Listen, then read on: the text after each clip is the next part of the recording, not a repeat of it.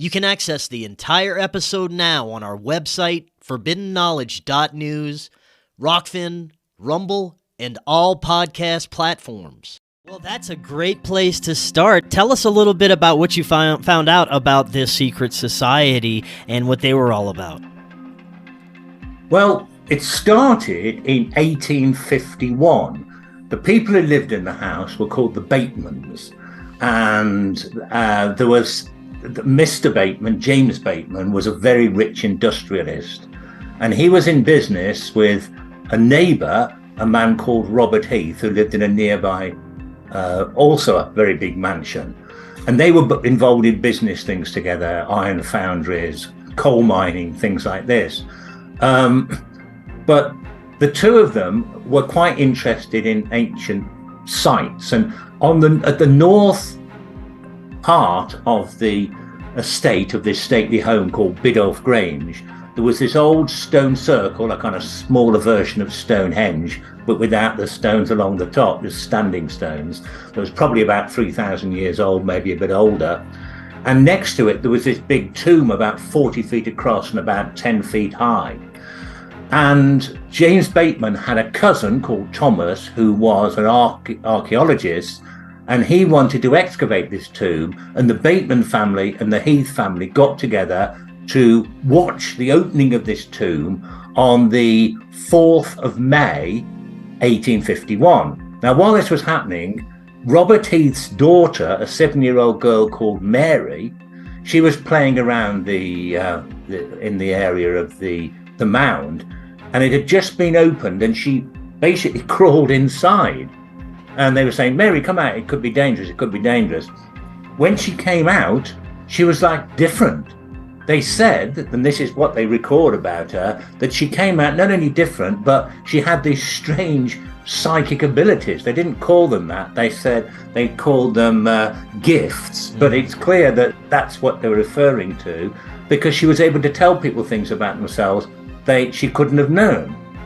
And in the end, she convinced them that she did have some strange powers by leading them to an old ruin, which is south of Biddulph Grange, about 5 miles away. And there she said, if you dig down here in the corner of this ruined building, you'll find an underground vault.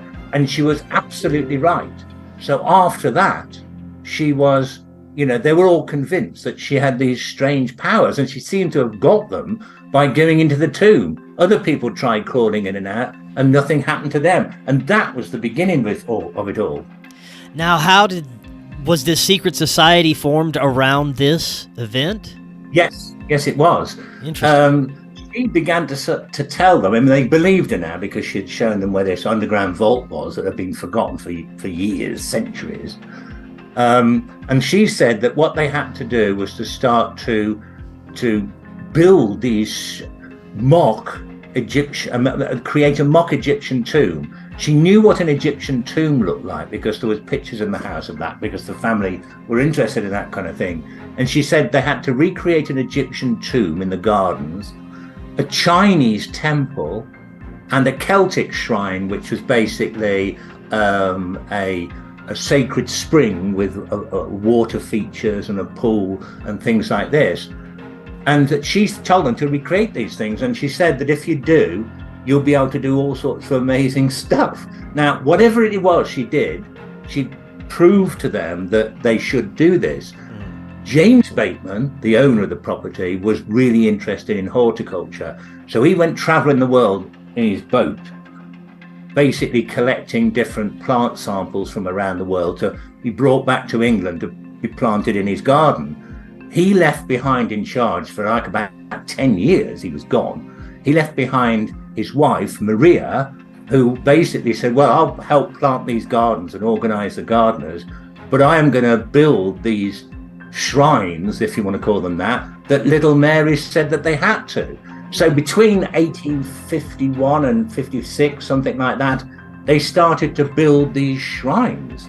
And they're still there today. They were overgrown for many, many years. Yeah. But a few years back, the the National Trust, which is a preservation organisation in Britain, took over the running of this estate and opened it to the public. And it was at that point, a couple of years ago, that Jodie Russell and myself decided to try and investigate more about these shrines and find out if anything really ever did happen there. Interesting. So let's get into your investigation and where it led you. Did you and Jodie immediately head out to that location to investigate that? Yeah, we went there. I mean, I'd been there many years ago.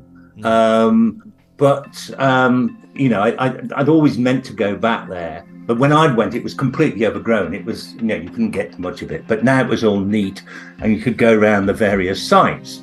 And what we discovered fairly quickly was that every shrine had in it, even though they were from different historical periods and different cultures, they were all basically to do with the same thing. In the Egyptian tomb, down a long corridor, there was a small room that contained a statue of not a god as such, a demigod, a strange, mysterious creature from Egyptian mythology called Ani, or the Ape of Thoth. He's represented as a kind of ape-like creature wearing clothes. And he was supposed to be not a god, but the trickster of the gods, sort of like Loki in the Norse tradition, or the Fool in Western tradition, the Joker, so to speak.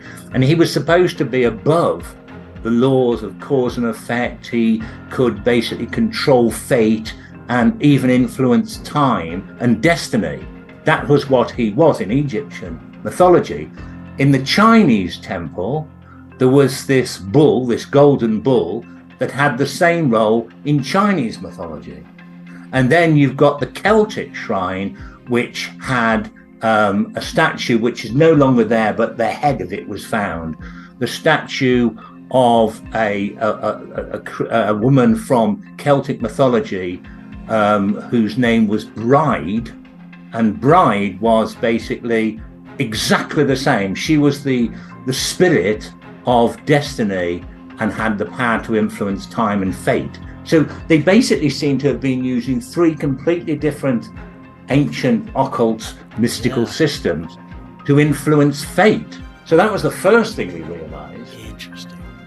Very, very interesting. Now, I know that eventually you encountered some sort of unexplainable storm that kind of trapped you on the site. Is that right? That's right. We went fairly, it might have been the first or second visit that Jodie and I went there.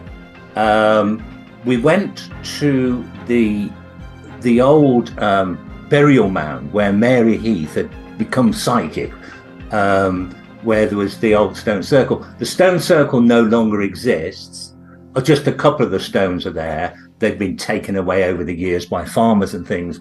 But the inside of the tomb, the surrounding mound had been stripped away, not only during the 19th century, but in the 20th century by archaeologists. So all that was left was like a kind of the inside, the actual central chamber, made up of it's about 12 feet long, 18 feet long, 8 feet wide, about 5 feet high. All these stones set around in an oblong rectangle. And the stones, the capstones that had once been over the top, had gone. They had been flung in the bushes nearby, but we could get into it. So we went there, and it was the first time we'd been there, and it was a nice sunny day. And suddenly, as if from nowhere, this cloud appeared overhead. It kind of came across over the trees. There was a small copse next to it. And the cloud must have been hiding behind that, because it came over us. But there was something we suddenly realized that was strange. The cloud seemed to be blowing in the opposite direction to the wind. Now, that's not impossible. You can get wind blowing high up that way and low down that way, but it's very unusual. But then suddenly this massive blast of thunder occurred. Lightning, thunder, rain started pouring down, the wind was howling, but it only seemed to be happening around us. When you looked across at the hillsides around about and the fields, there was still sun shining. There was no rain or anything there. It seemed to be localized.